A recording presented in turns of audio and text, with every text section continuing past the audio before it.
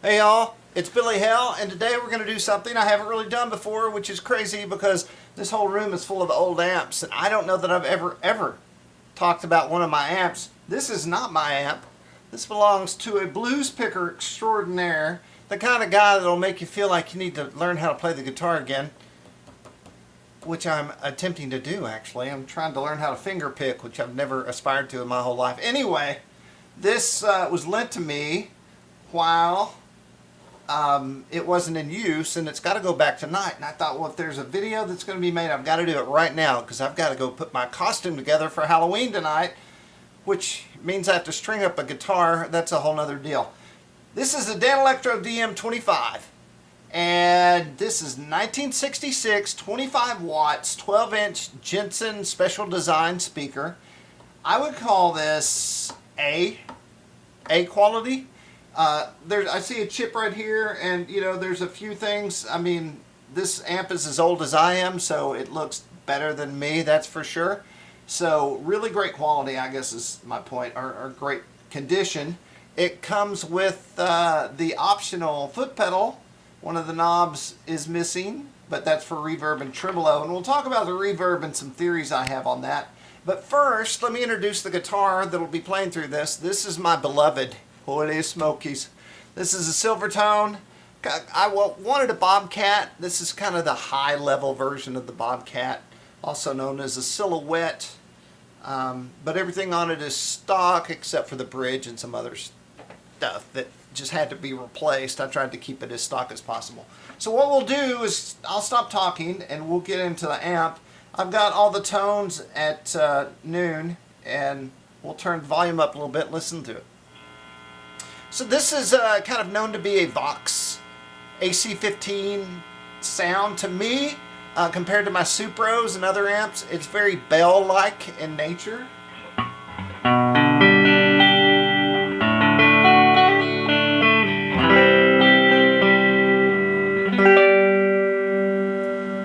So that's everything straight up, and we're running on both pickups. And so what I thought we might do is turn treble down and bass down. So that's us with nothing. And so now let's turn up the treble to see what we get. Really bright all the way up. Crazy bright, holy smokes. Now we're half up on the bass. Almost Supro-y. We'll go all the way up. We'll go up on the treble and the bass, just so we're wide open.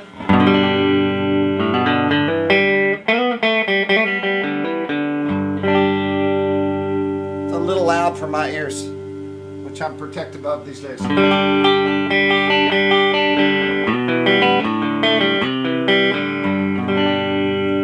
So if it were me, I'd dial the treble back.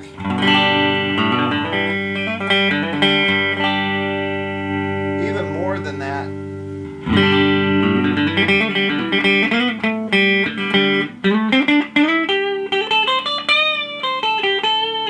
So it really rings, like I say, bell-like to me.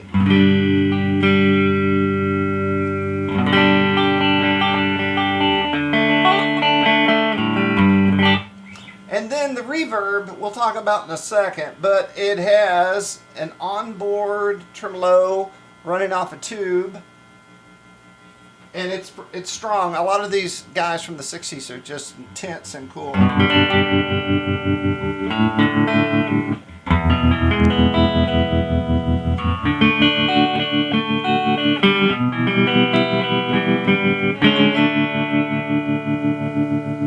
Speed. More speed. What would you do with that?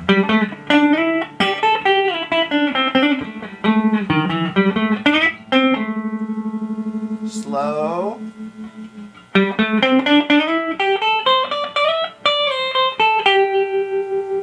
That's pretty good. I would use that.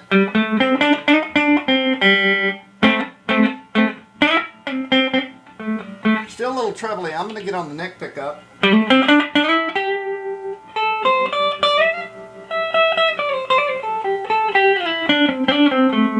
Then we can make it throb more. It's almost three-dimensional.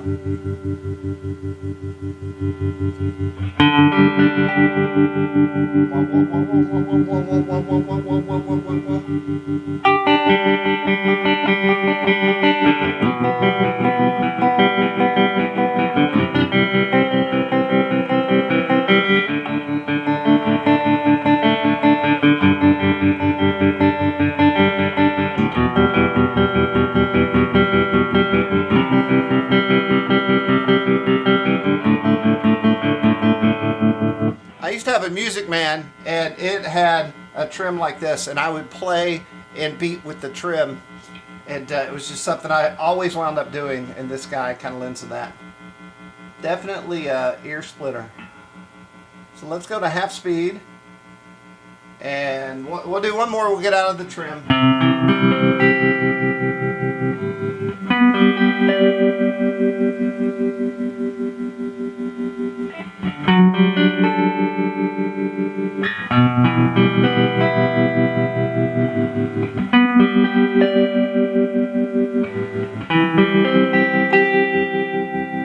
That's pretty cool.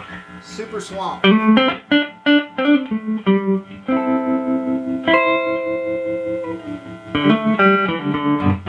Okay, now reverb. Reverb. We have a reverb problem. It worked at purchase, didn't work by the time it got in my room here. And I got it on the bench, and I definitely didn't want to mess with anything since I don't own this amp. But I wanted to see if I could make the reverb work. And I did, and I think there's an issue with the ground in the tank. So the only way to make the reverb work is to lean the head forward.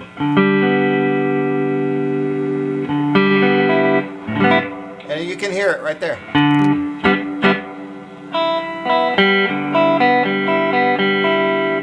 I'll turn it all the way up.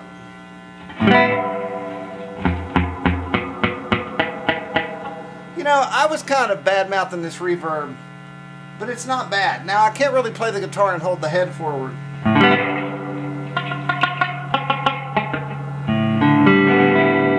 But, oh, that was it. It had a dirty tail on it, and no one wants a dirty tail.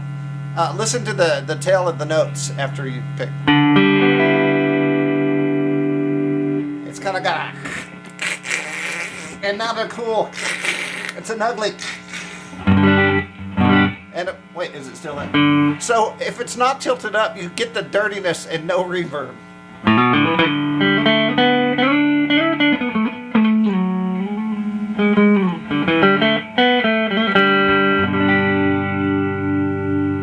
So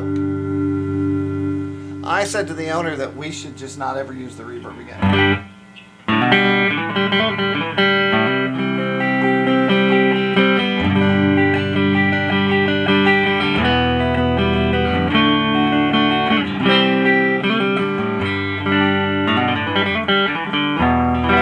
So, super bright, of course you could turn the treble down, and I'm going to do what we did. I'm almost out of this. Just wanted to give you a flavor. Once again, bell-like tones, really nice and clean. So let's crank the volume to 10, and I'm going to move back and we'll see what happens. I'm going to get out of the way here. Give it a little treble, get the treble back up. I don't know why I'm yelling. Where are we at? Oh, bass is all the way up.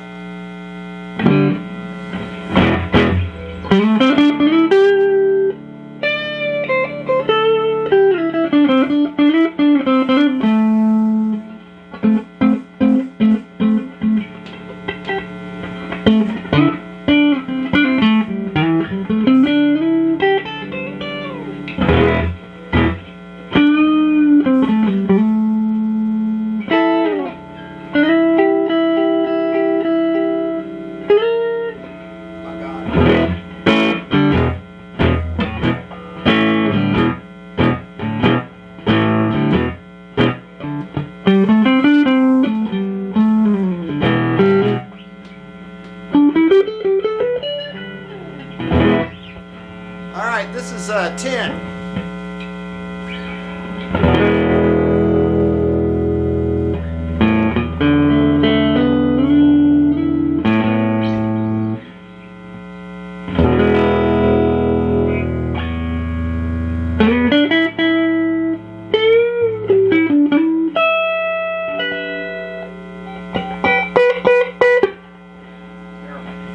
This is 10.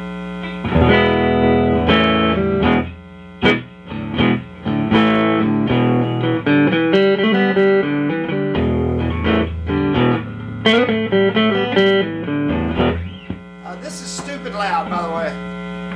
Too loud for me.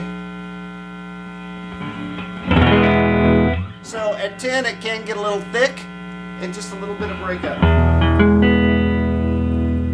But my ears, I do not want to hurt them, so I'm going to pull it back.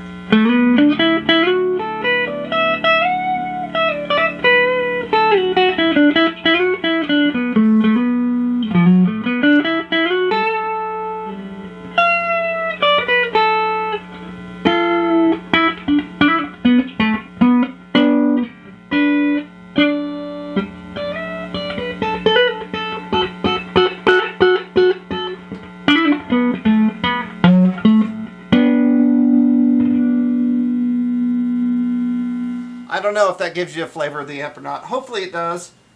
It is loud enough to hurt you. So, one test. Anyway, be careful out there with your ears. It's super cool, that's for sure. Before we get out of here, I'm going to hang this guitar up. And we're going to put the head in the back before it leaves.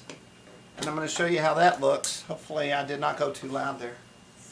You know, once you blow your ears, you kind of don't get them back. And I blew mine in the 90s because I was young. And I was pretty sure I wouldn't go deaf. But I was wrong. Alright. So there's a couple of things to show you that are interesting and cool as we wrap this up and don't drop anything.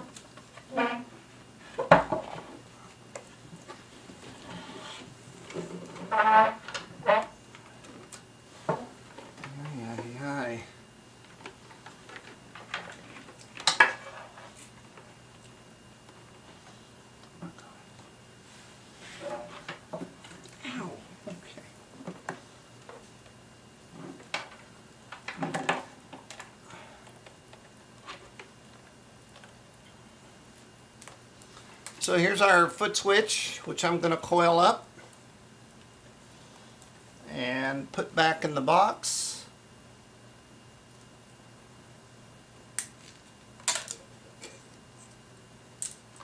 I tell you what, I certainly am a huge fan of low wattage amps these days. This thing is too hot for me. Now this is probably going to wind up being a studio amp, and I'm sure it'll have its own little home somewhere. I wonder where this guy lives. I wonder if there is a box in here. Slide this back a little bit.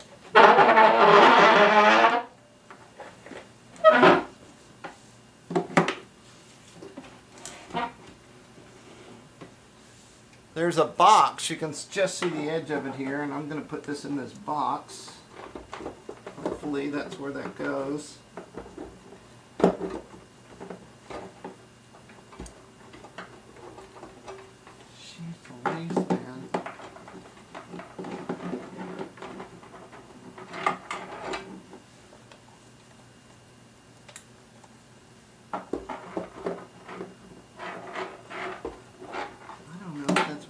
Or not. I'm going to put them here. Oh my god, this is going to be a long video.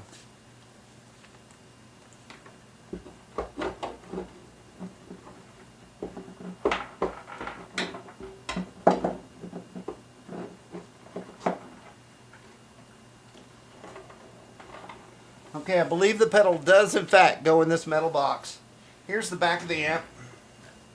And here's an interesting thing. We'll show you a couple interesting things. This is the reverb tank that you see jiggling. It's suspended by not springs, but more just like really springy brackets. And then here's your tube line up. And then to connect the head to the cab is this crazy plug with so many plugs on it, but really there's only 2 wires going into it. So that is how and it's got a huge amount of speaker cable. So you could really get that speaker away from that head. Now this cable may actually go in that box, but I doubt it. And then next, the head slides into the cab. So the next thing we need to do is coil up the power cable. This is moderately complicated. I'm not exactly sure how all this is supposed to go.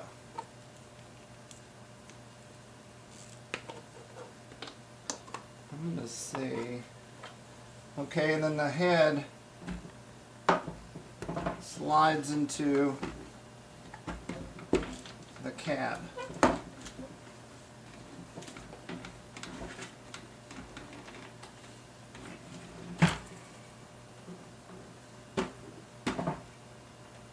The heck, man.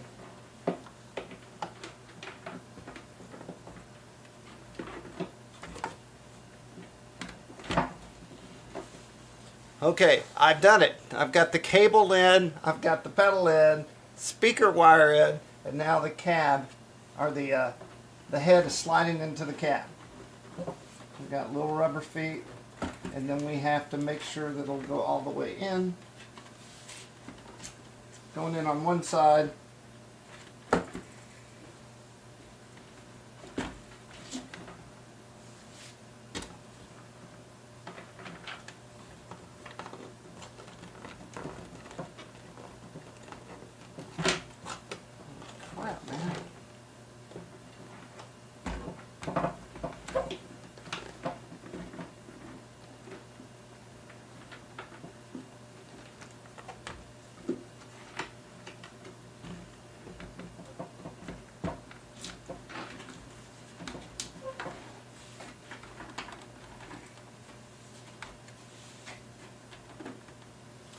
And that's how it fits in the cab, although it's not fully fitted. And I'm going to turn the...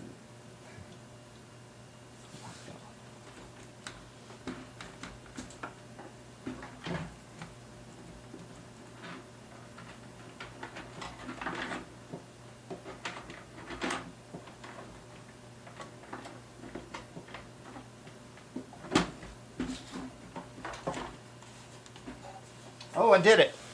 Okay, so when you get the cables in there just right, everything fits, and then this latch comes down and holds that in. That would not make me feel very good, this guy. But that's it.